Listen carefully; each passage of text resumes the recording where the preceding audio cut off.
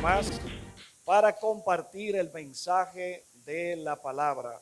Así que yo le invito a que usted me acompañe en el libro de Apocalipsis, en su capítulo 3, versículos 14 al 23. Es la porción de la palabra que vamos a tomar en esta mañana y con esta porción traer el mensaje de la palabra. Así que vaya buscándolo, el libro de Apocalipsis, capítulo 3, versículos 14 al 23.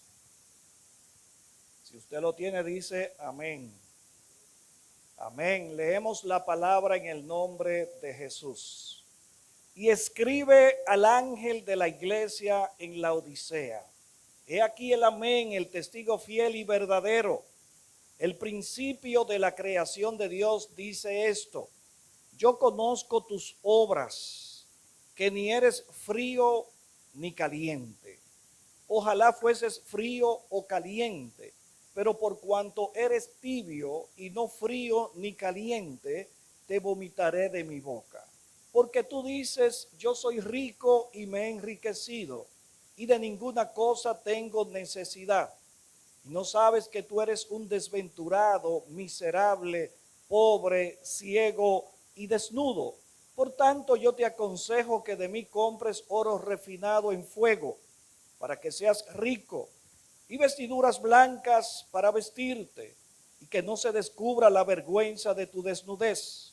Y unge tus ojos con colirio para que veas. Yo reprendo y castigo a todos los que amo. Sé pues celoso y arrepiéntete. He aquí yo estoy a la puerta y llamo. Si alguno oye mi voz y abre la puerta, entraré a él y cenaré con él y él conmigo. Al que venciere le daré que se siente conmigo en mi trono, así como yo he vencido y me he sentado con mi Padre en su trono. El que tiene oído, oiga lo que el Espíritu dice a las iglesias. Oramos. Padre Santo, Dios eterno, Dios de toda gloria, de toda honra, de todo honor. Aquí estamos una vez más para predicar tu palabra, tu bendita palabra que nos ayuda a nosotros a mantenernos firmes en este camino. Tu palabra es el ancla en la cual nuestra barca está sostenida, está firme.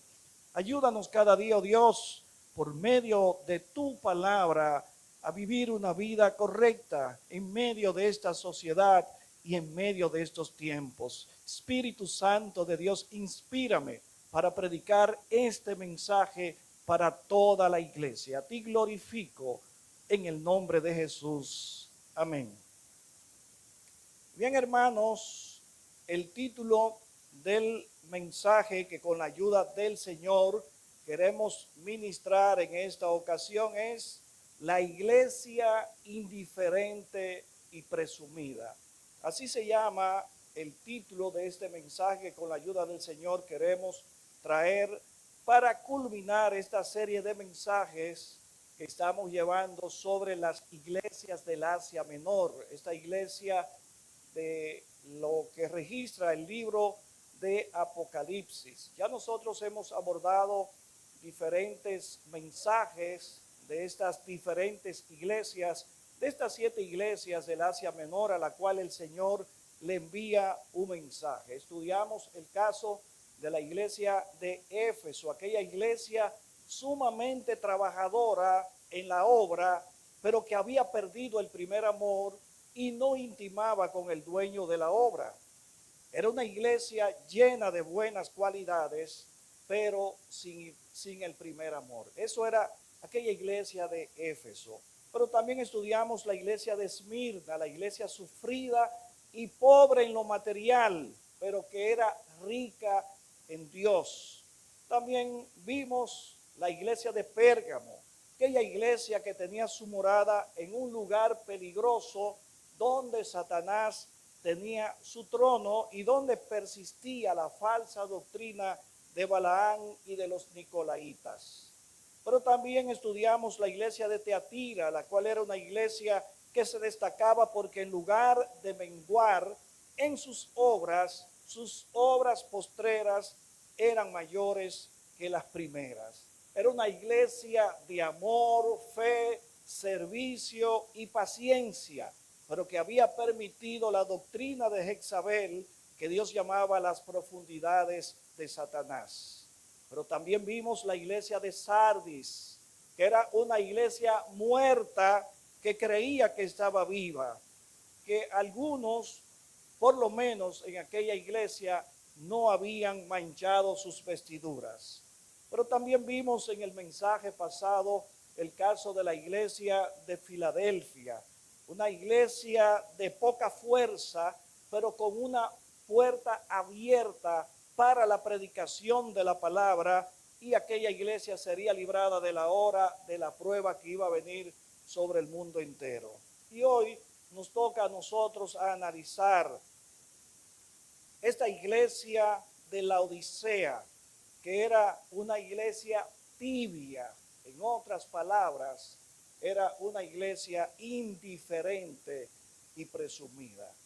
Para entrar en detalles, para conocer más acerca de esta iglesia de Laodicea, es necesario estudiar dónde estaba ubicada. Y esta iglesia, precisamente, así como se llama su nombre, Laodicea, estaba ubicada en la ciudad de Laodicea del Asia Menor. Esta ciudad fue fundada por Antíoco II en honor a su esposa, que se llamaba Laodice.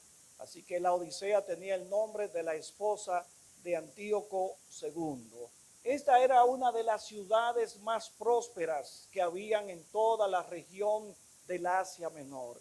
Era una ciudad bastante rica, era una ciudad que tenía grandes negocios con la lana negra, que era su principal fuente de manufactura, y ella servía y presumía precisamente de esto, de lo que ella hacía en ese lugar, como presumía también de tener un centro hospitalario y donde desarrollaban medicinas para curar enfermedades de los oídos y un colirio para curar enfermedades de la vista. Esta ciudad, a pesar de haber sido destruida en el año 60 antes de Cristo, ella con sus propios recursos pudo reconstruirse nuevamente, porque era una ciudad que tenía bastantes recursos y no tuvo que depender de Roma para poder reconstruirse esta ciudad. De ahí venía la presunción de esta ciudad Laodicea, que se transmitió, ese pensar mundano se transmitió al corazón de la iglesia, lamentablemente. Debemos decir que también allí en Laodicea habitaban unos 7,000 judíos, los cuales podían observar su cultura sin necesidad de ser molestados por las doctrinas que ellos desarrollaban o la forma de creencia que ellos tenían. También Laodicea estaba muy cerca de la iglesia de Colosas, o la iglesia a los colosenses, 15 kilómetros apenas.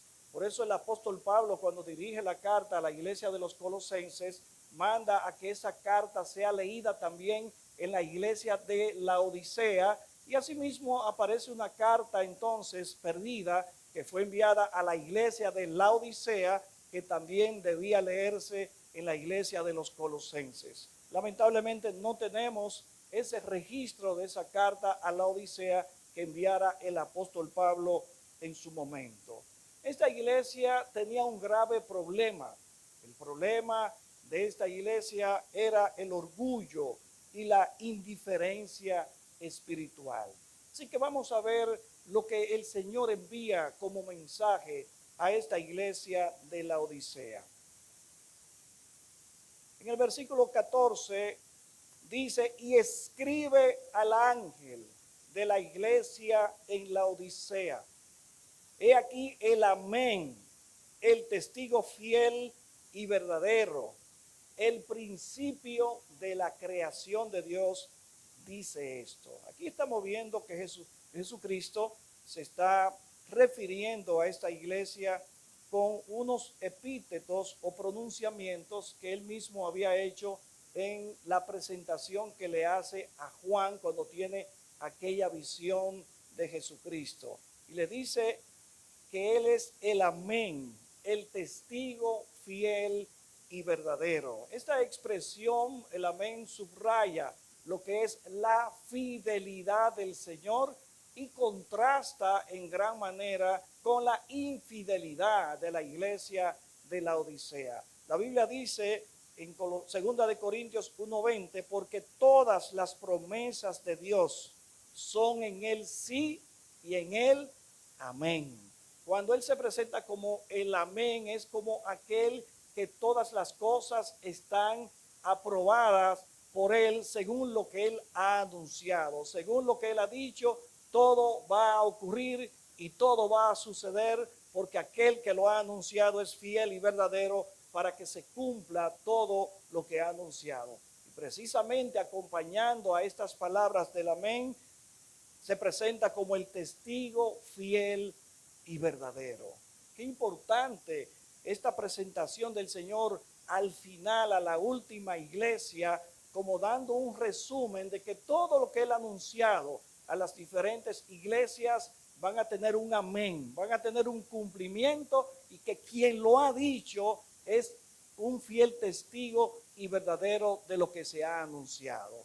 Que Dios nos encuentre a nosotros siendo testigos fieles y verdaderos del Evangelio.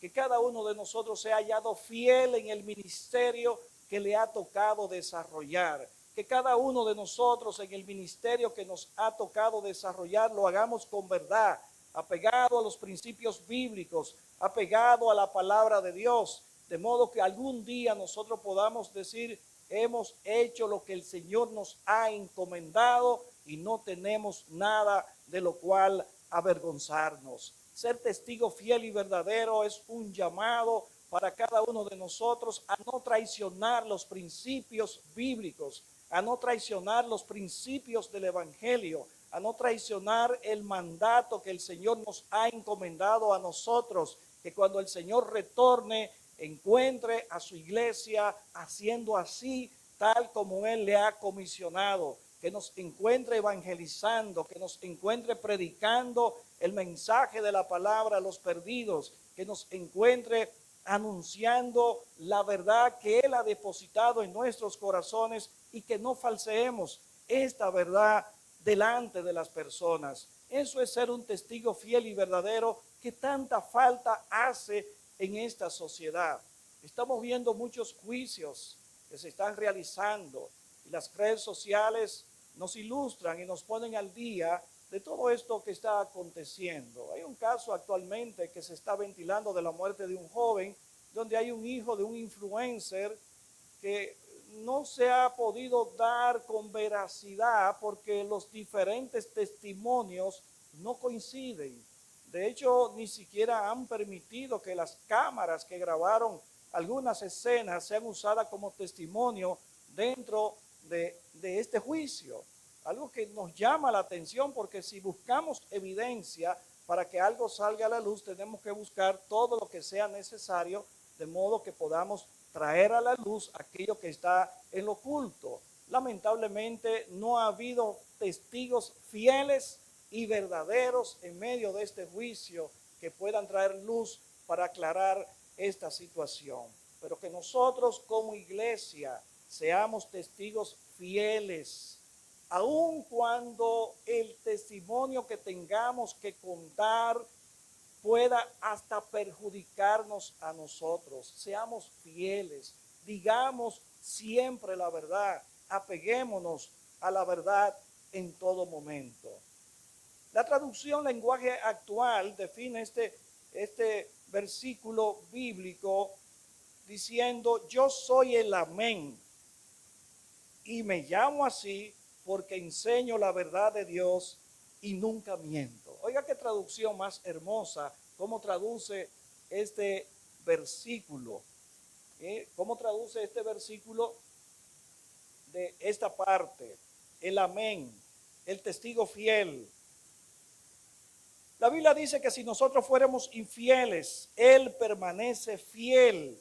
Él no puede negarse a sí mismo. Dios no puede negar su esencia de verdad. Dios sigue siendo verdad en todo tiempo.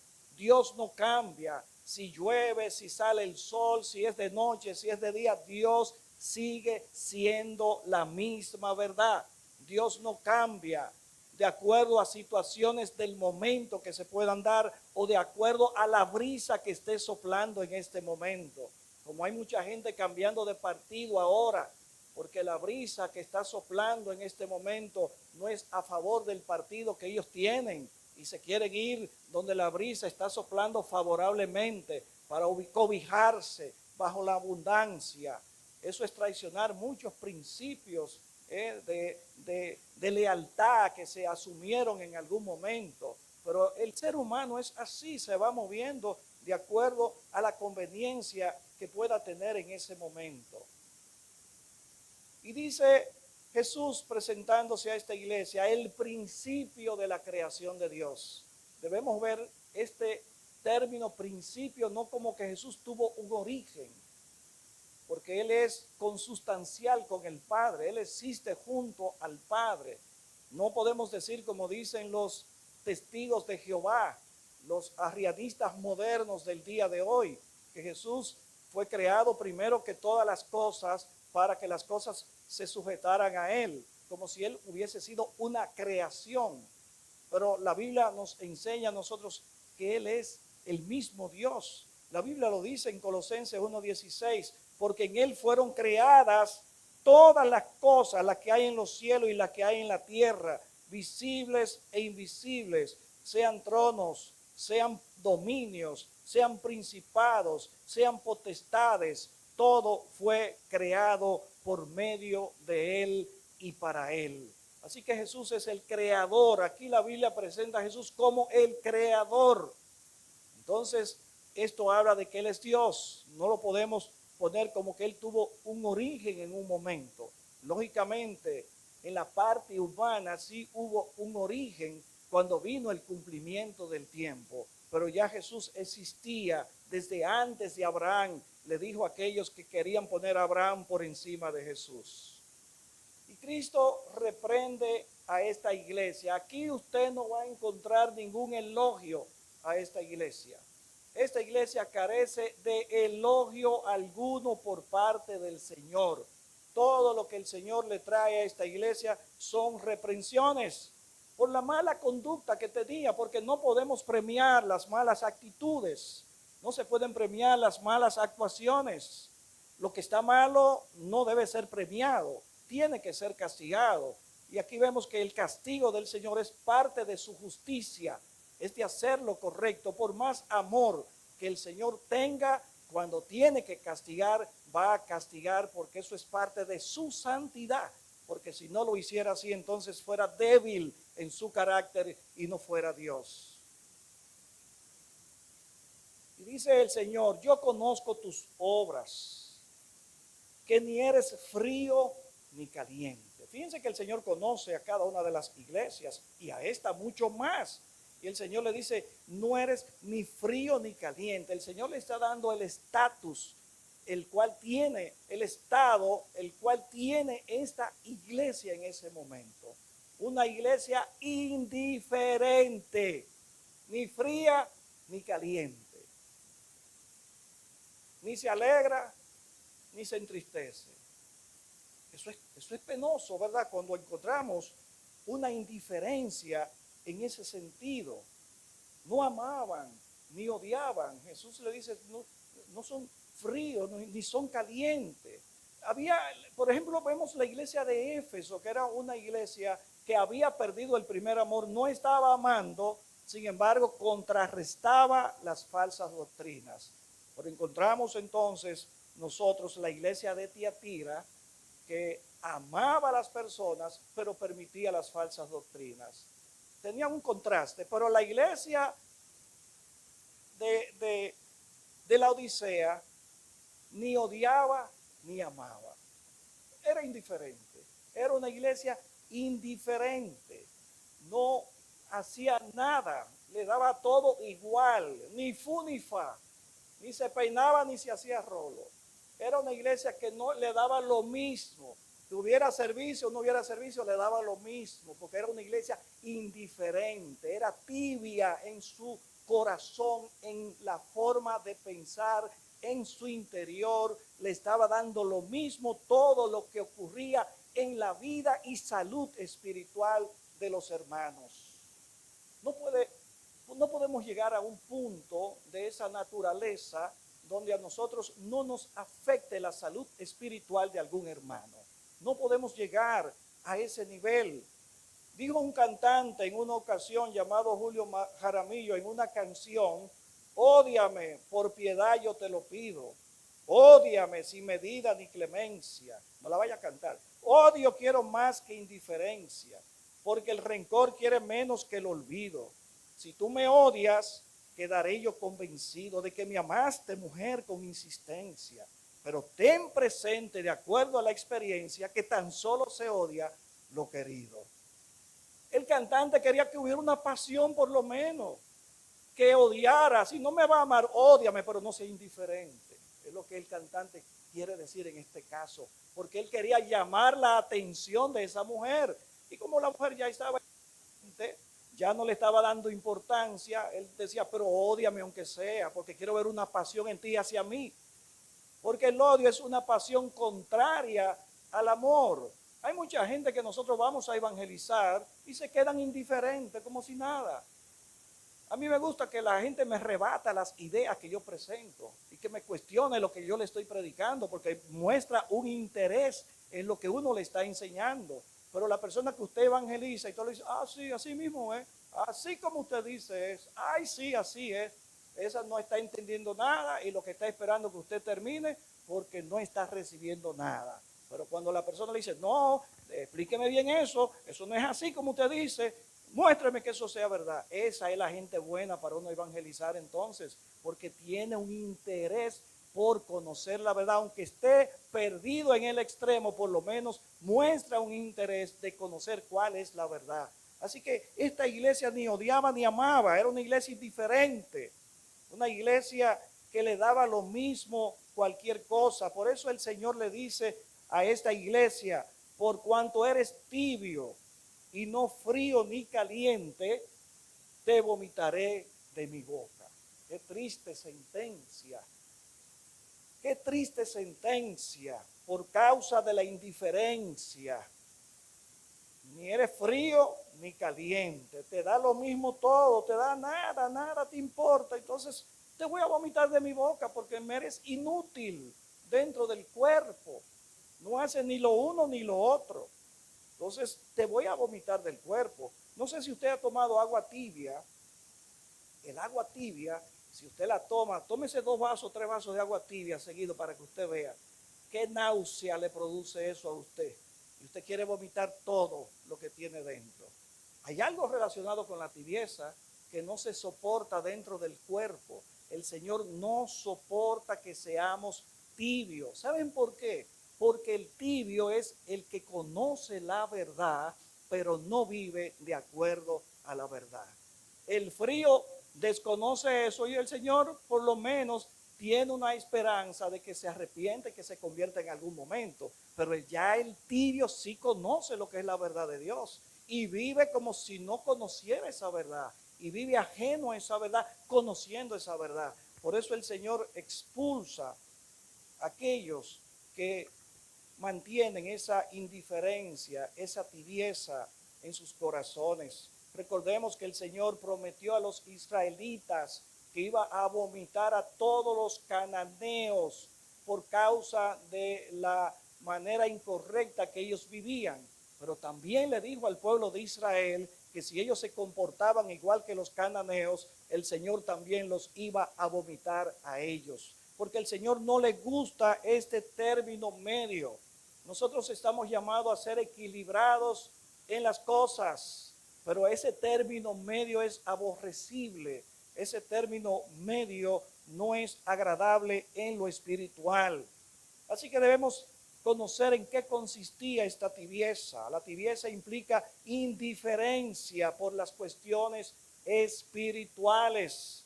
Así que analice cuando haya algo espiritual que haya que hacer y usted se mantenga indiferente a esa actividad espiritual y le dé prioridad a otras cosas por encima de lo que el Señor le encomienda.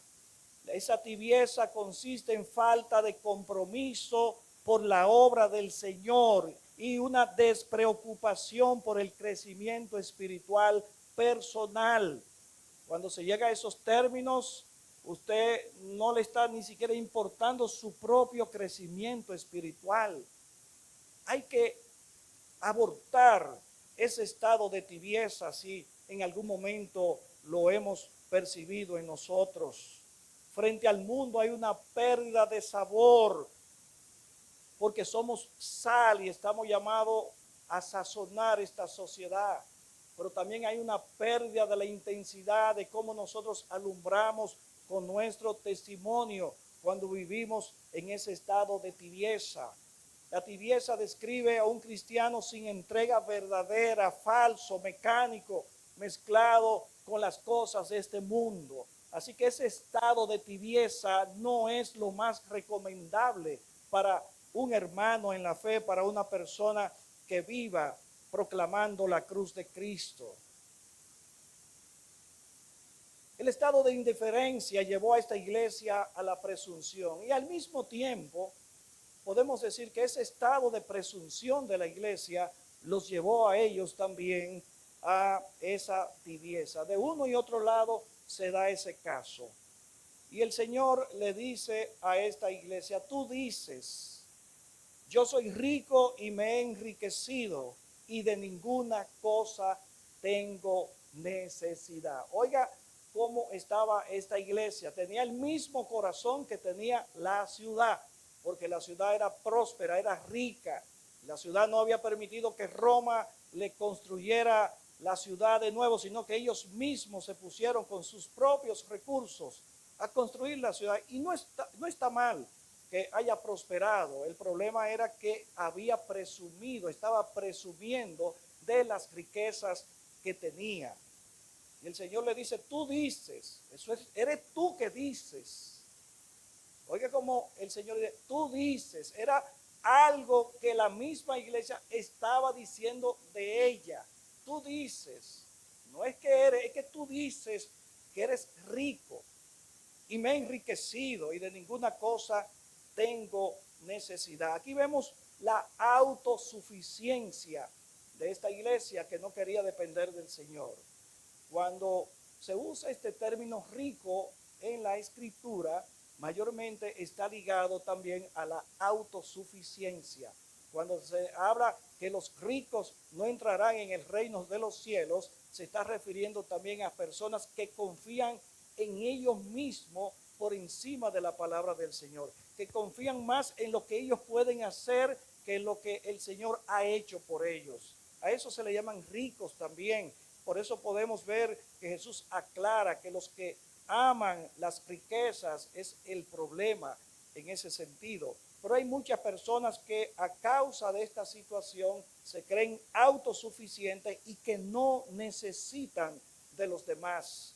Yo me imagino que esta iglesia lo más probable es que hacía acepción de personas. Quizás quería juntarse solamente con personas que tuvieran su mismo nivel adquisitivo, su mismo nivel económico. Y fíjense la expresión de esta iglesia, y de ninguna cosa tengo necesidad. ¿Y qué persona por más rica que sea no necesita del Señor? ¿Qué persona por más rica que sea no necesita un abrazo en un momento? ¿Qué persona por más rica que sea no necesita una palabra de consuelo, de aliento en algún momento? Esta iglesia estaba negada a intimar con el Señor. Era una iglesia cerrada completamente.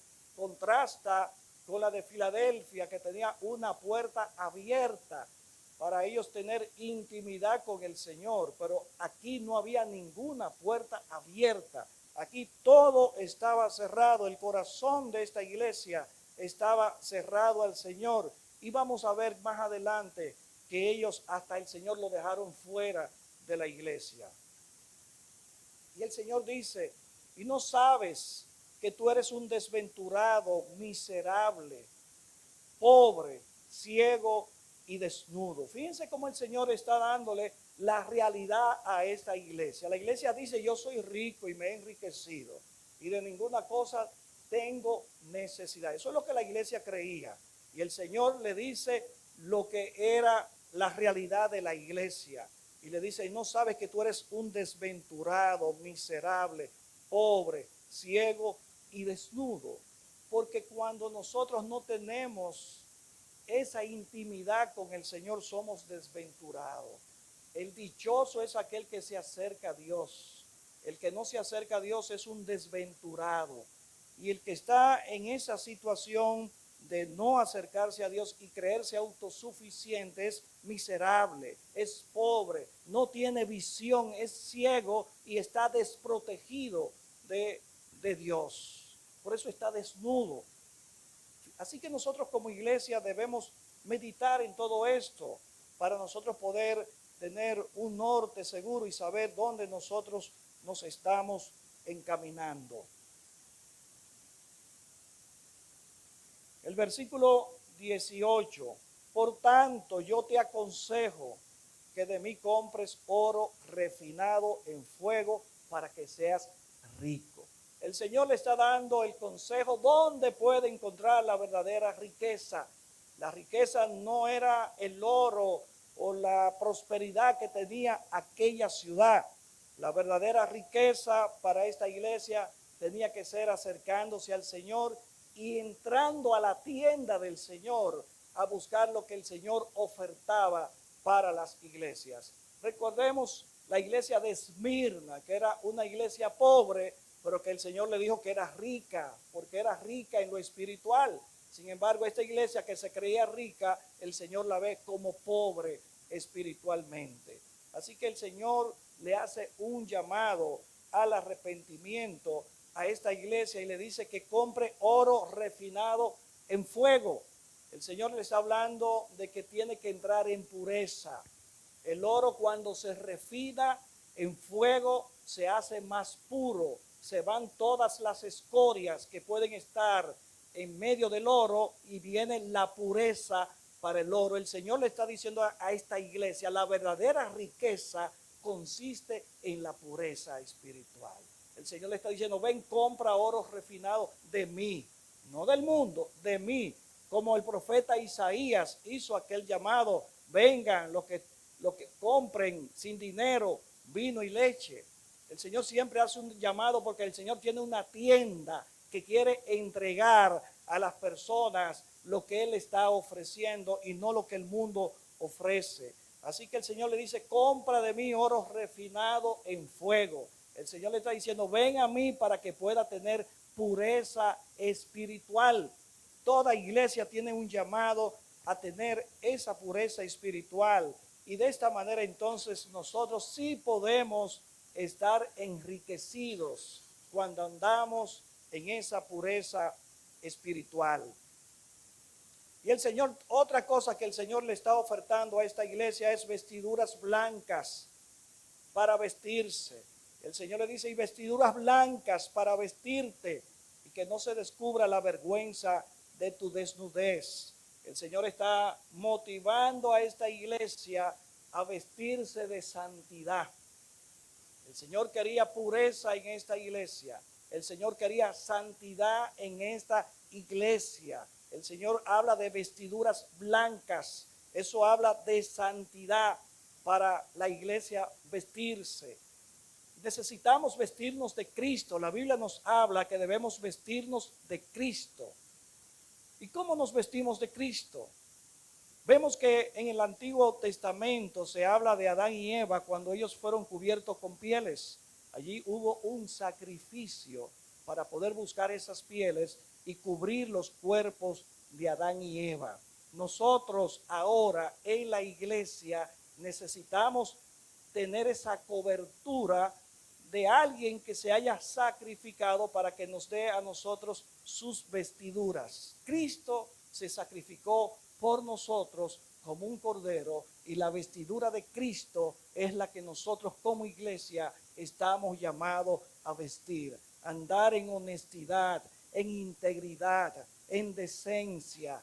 De esa manera nosotros podemos servir al Señor sin que la gente allá afuera nos esté señalando como hipócritas. Porque es muy duro recibir el nombre fariseo allá afuera por parte de las personas del mundo cuando se le lanza ese enunciado a un cristiano. Si nos dicen fariseo, tenemos que revisarnos, porque eso no es un piropo que nos están dando a nosotros. Así que debemos vestir vestiduras blancas, la santidad de Cristo que nos acompaña a nosotros, la humildad, la paciencia, los frutos del Espíritu Santo, la benignidad, el amor, la mansedumbre. Todo eso son los vestidos de cada uno de nosotros. De esa vestidura era que el Señor quería que la iglesia de Laodicea se vistiera. De esas vestiduras blancas, de esa honestidad que el Señor nos manda a nosotros a revestirnos. No sé si usted llegó a comer unas barquillas que vendían revestidas de chocolate, muy buenas, zambullido le decían, le cogían el helado y lo zambullían en un chocolate, eso se endurecía de una vez, estaba revestido. Así debemos nosotros estar revestidos, que no se vea el helado adentro, que se vea la cobertura afuera, que es Cristo, que se vea Cristo en nosotros y no lo que nosotros somos, porque nosotros sin Cristo nada somos y nada podemos hacer. Y el Señor le dice a esta iglesia, y unge tus ojos con colirio para que veas. Porque el Señor le dijo a esta iglesia que era ciega. Y como ellos presumían del comercio del colirio, que era un ungüento que ellos fabricaban en esa ciudad para la vista, el Señor le está diciendo, el colirio tuyo no sirve para aclarar la vista, la necesidad que tú tienes en lo espiritual. Tú tienes que venir a mí, comprar el colirio mío. Tú tienes que venir a mí, comprar el oro refinado mío. Tienes que venir a mí y comprar las vestimentas mías. Y tienes que venir a mí, comprar el colirio mío, no el tuyo. El tuyo no aclara la vista porque tú sigues siendo ciego. La iglesia seguía ciega, desventurada, miserable, desnuda. Y el Señor le está diciendo, para que de mí compre colirio, para que veas, unge tus ojos con colirio, para que veas.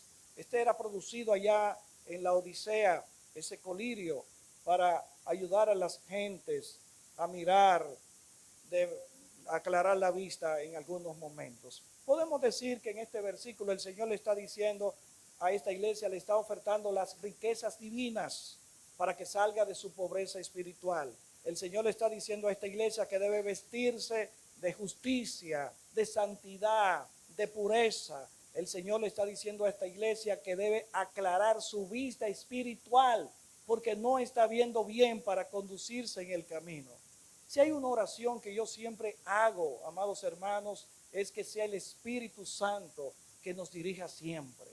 Que sea el Espíritu Santo dándonos las estrategias, la dirección. Si esta iglesia crece, no es por el pastor, no es por los hermanos, no es por ninguno de nosotros, lo hará el Espíritu Santo, el cual dirige la iglesia. Yo he confiado, he puesto toda mi esperanza en Dios. En mí no he puesto ninguna esperanza de que yo pueda hacer algo, pero lo que yo pueda hacer en el servicio del Señor lo voy a hacer para que el Espíritu Santo haga la obra que tiene que hacer en este lugar, en Baitoa, que sea Dios dirigiendo esta iglesia en todo momento y que Dios me libre de algún momento yo tomar la función del Espíritu Santo. Y el Señor dice a esta iglesia, sigue dándole reprensiones y ahora le dice, yo reprendo y castigo a todos los que amo. Es importante este versículo nosotros verlo a la luz del consejo, a la luz de la orientación. El castigo del Señor viene porque nos ama. Cuando el Señor nos corrige, es porque nos ama. Si alguien le corrige en algo, es porque le ama a usted. Porque si no le amara, lo dejara, que usted hiciera lo que le dé la gana. No le va a llamar la atención, lo deja. ¿Qué padre va a dejar que su hijo haga lo que quiera hacer? Ningún padre lo va a hacer, porque el padre ama a su hijo, la madre ama a sus hijos. Y cuando hagan algo malo, le van a corregir a sus hijos inmediatamente para que sean mejores personas en medio de la sociedad. Asimismo, el Señor nos llama la atención a nosotros. Y cuando viene la reprensión del Señor, es para sanidad de nuestras vidas. Así que el Señor le está diciendo a esta iglesia: yo reprendo y castigo a todos los que amo. Esto quiere decir que esta iglesia, que no había recibido ningún elogio del Señor, probablemente hubiera dicho: pero el Señor no nos ama, porque el Señor todo lo que nos ha dicho a nosotros son palabras reprensivas. No ha encontrado nada bueno en nosotros. El Señor no nos ama a nosotros. Miren lo que nos está diciendo. Es todo lo contrario. El Señor amaba a esta iglesia. El problema era que la iglesia no lo estaba haciendo bien. Y si la iglesia no lo estaba haciendo bien, el Señor no la va a elogiar, no la va a premiar, no le va a dar, no va a ser hipócrita el Señor y decir: tú lo estás haciendo bien cuando sabe que lo está haciendo mal. Nosotros somos de esa naturaleza a veces, que nos comportamos como hipócritas y decimos todo está bien cuando todo no está bien. Y todo andan derrumbándose, todo anda derrumbándose en una catástrofe en nuestras vidas. Y decimos todo está bien, todo anda bien. Y no somos sinceros con nosotros mismos. Tenemos que tener esa sinceridad. Y cuando haya una corrección de parte del Señor, acéptela. Porque esa corrección es para su crecimiento espiritual. Es para su bien. Porque al que se le corrige es porque se le ama. Y el Señor dice: yo reprendo y castigo a todos los que amo. Proverbios 3:12 dice: porque Jehová al que ama castiga, como el Padre al Hijo a quien quiere. También Hebreos 12, del 5 en adelante dice: y habéis ya olvidado la exhortación que como a hijos se os dirige, diciendo: hijo mío, no menosprecies la disciplina del Señor, ni desmayes cuando eres reprendido por él, porque el Señor al que ama disciplina y azota a todo aquel que recibe por hijo. Ese es el Señor. Es bueno y es amoroso, a pesar de que en algún momento nos discipline, porque la necesitamos en algún momento, esa disciplina. Necesitamos esa corrección en algún momento. Y el Señor lo hace porque nos ama a nosotros. Para ver una casa de madera hermosa, bien bonita, el clavo tiene que atravesar la madera para poderla fijar. Y la madera está herida cuando ese clavo la atraviesa. Pero luego el clavo también está herido porque el martillo le da fuertemente al clavo. Pero si el clavo comienza a quejarse y la madera también, no va a haber una obra hermosa. Muchas veces vamos a recibir el canquiñazo del Señor. Vamos a recibir esa espada que nos traspasa a nosotros en algún momento, pero el Señor lo está haciendo para moldearnos, para hacernos bien a nosotros. Es como el escultor cuando está esculpiendo una escultura, él va quitando todo lo que no sirve y lo va echando hacia un lado para poder modelar con exactitud y con excelencia esa escultura. El vino, para poder ser vino, tiene que ser machacado. Las uvas se lleva a un lagar, a un lugar donde se ponen las personas descalzos a caminar encima de las uvas para exprimirla. Disconnect. Asimismo también nosotros podemos ver que las aceitunas para el aceite de oliva hay que exprimirlas, hay que machacarlas para que pueda salir el aceite. Si nosotros queremos que salga aceite de nosotros, entonces dejémonos machacar de Dios en algún momento, porque lo necesitamos. Es mejor que una palabra lisonjera de hombres ser machacado por Dios, porque Dios nos va a hacer bien a nosotros. Y el Señor le dice a esta iglesia: sé celoso.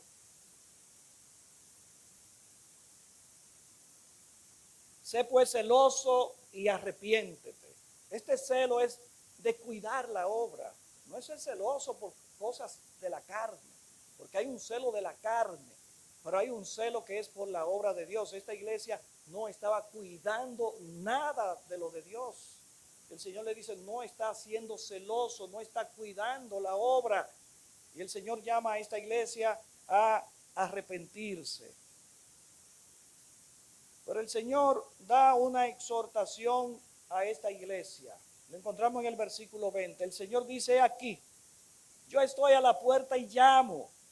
Si alguno oye mi voz y abre la puerta, entraré a él, cenaré con él y él conmigo. ¿Se dan cuenta lo que había hecho esta iglesia? El Señor ya estaba fuera, ya el Señor tenía que tocar la puerta para poder entrar a la iglesia, porque la iglesia no le estaba dando entrada al Señor. Es como yo digo, el Señor que nunca fue religioso, si el Señor viniera en estos tiempos, en algunas iglesias le cerrarían la puerta a Cristo, porque no compagina con las doctrinas y normas humanas que tienen algunas iglesias. Jesucristo lo dejarían fuera. Esta iglesia estaba dejando al maestro, estaba dejando a su fundador, estaba dejando la cabeza fuera. ¿Cómo estaría usted en una casa con la cabeza fuera y el cuerpo adentro? No se puede. Así que la cabeza tenía que estar dentro y la habían dejado fuera. El Señor tiene que tocar, llamar a esta iglesia y decirle, yo estoy a la puerta y llamo. ¡Wow! Qué tremendo uno ver esta realidad, que el dueño de la obra estaba fuera de la obra. ¿Y cómo es posible dejar al dueño de la obra fuera de la obra? Y esta iglesia, por su presunción, por su indiferencia en lo espiritual, había dejado fuera al dueño de la obra. Tanto así que el Señor tiene ahora que tocar, porque el Señor quiere insistir siempre en ese amor que el Señor tiene. No nos abandona a pesar de que nosotros fuéramos infieles. Él sigue siendo fiel y Él permanece ahí esperando que le abramos la puerta para Él tener intimidad con nosotros. Y el Señor le dice, si alguno, aunque sea uno, si alguno oye mi voz y abre la puerta, entraré a Él, cenaré con Él y Él conmigo. Fíjense que este versículo bíblico lo hemos usado mucho para hacer el llamado a los inconversos. Y no está mal que nosotros lo hagamos, porque la característica de esta iglesia era de gente inconversa lo que ellos estaban haciendo. Esta iglesia de la Odisea, que era indiferente, aún conociendo la verdad, era indiferente a la obra del Señor. Y el Señor le dice a esta iglesia, abre la puerta, si alguno la oye, ábrala, para yo entrar. Habían dejado al Señor fuera de la iglesia. Que nunca nos pase a nosotros, amados hermanos, dejar al Señor, al dueño de la obra, fuera de la iglesia. Versículo 21, al que venciere le daré que se siente conmigo en mi trono, así como yo he vencido y me he sentado con mi Padre en su trono. Qué hermosa promesa tenemos nosotros de parte del Señor, al que venciere. Así que si alguno oía la voz del Señor en esa iglesia y abría la puerta al Señor para que el Señor viniera a él y permanecía firme, ese podía vencer. Y ese vencedor el Señor le promete darle que se siente con él en su trono, así como él se ha sentado al lado de su Padre en su trono. Eso nos habla un día que el Señor estará en su trono y la iglesia al lado de Jesús, porque la iglesia es coheredera juntamente con Cristo. Así dice la palabra. Todo lo que Cristo va a heredar, lo va a heredar también la iglesia. Porque donde Cristo esté, ahí estará la iglesia. Esa fue la promesa que él dio en Juan 14, que él se iba a preparar lugar, pero cuando él regresara iba a buscarle para estar siempre. Y cuando venga el arrebatamiento, dice, y estaremos siempre con el Señor. Hay una promesa eterna de nosotros siempre estar con el Señor, porque el Señor es el esposo de la iglesia y donde esté el esposo, ahí tiene que estar la esposa. Esa es la promesa verdadera que nosotros tenemos de parte del Señor. Así que tenemos que vencer, mantenernos firmes en estos tiempos para vencer en el Señor, mantenernos en la posición que el Señor nos ha llamado.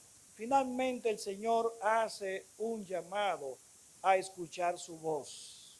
El que tiene oído, oiga lo que el Espíritu dice a las iglesias. A cada una de estas iglesias el Señor le dice al inicio, yo conozco tus obras. Y al final también el Señor le dice, el que tenga oído para oír, oiga lo que el Espíritu dice a las iglesias. En otras palabras, el Señor le está diciendo, yo sé todo lo que tú haces, te estoy dando la corrección. Ahora bien, está en ti que todo lo que te he dicho, tú lo oigas y lo ponga en práctica. Que te arrepienta, te regenere y ponga en práctica todo lo que yo te he dicho. Así que el Señor hace un llamado a la tecnología, hace un llamado a esta iglesia en ese sentido. Así que oigamos, pongamos oído a la voz del Señor. Yo sé que esta es una iglesia que ama al Señor y que siempre tiene sus oídos atentos a lo que Dios dice. Así que, amados hermanos, concluimos en esta mañana. La iglesia en Laodicea refleja realmente el corazón de las iglesias del día de hoy, de este siglo XXI. Aquí se describe cómo la iglesia, por asuntos del mundo, se puede desviar de la dirección de Dios, y hay muchos lugares en el día de hoy que le sirven al Señor que se están desenfocando, se están desviando y están tratando de dejar al Señor fuera de la iglesia. Cristianos que se entregan por completo a las cosas del mundo, pero no hacen nada por la causa de Cristo. Cristianos obsesionados con su forma física, pero despreocupados por su vida espiritual. Cristianos entregados a los placeres de este mundo, pero que no ven la necesidad de acercarse a una persona que necesita una palabra, una ministración. Cristianos buscando nuevas experiencias sobrenaturales más que buscar al Dios sobrenatural. Es tiempo de volver a apasionarnos por la causa de Cristo. Esta era una iglesia tibia que no tenía pasión. Ser indiferente es no tener pasión. Es que todo te da lo mismo. No hay pasión. Te dan una buena noticia y te queda como si nada. Te dan una mala noticia y como si nada. Es como el Señor dijo que tocaban la flauta y no danzaban. Endechaban y no lloraban. Así se parece el cuadro de esta iglesia de la Odisea. Amados hermanos, que la pasión, el ardor y el fuego por el evangelio no se apaguen en nosotros. Que las comodidades de este mundo no nos hagan disminuir en el enfoque que tenemos de ganar a Baitoa para Cristo. Que amemos con pasión a los perdidos, que prediquemos con pasión el mensaje del evangelio, que este ardor, este fuego, esta pasión por las cosas espirituales estén latentes en cada uno de nosotros. Vamos a quitar toda presunción e indiferencia de nosotros, porque en definitiva el Señor le va a dar indigestión y nos vomitaría de su cuerpo si nosotros fuésemos una iglesia presumida e indiferente. Que Dios nos bendiga en esta mañana. Dios eterno, Dios amado, Dios glorioso, precioso, maravilloso. Oh Dios amado, gracias por permitirnos hablar tu palabra. Espíritu Santo de Dios, corrígenos. Todo lo que estemos haciendo fuera de lugar, trae una corrección para cada uno de nosotros.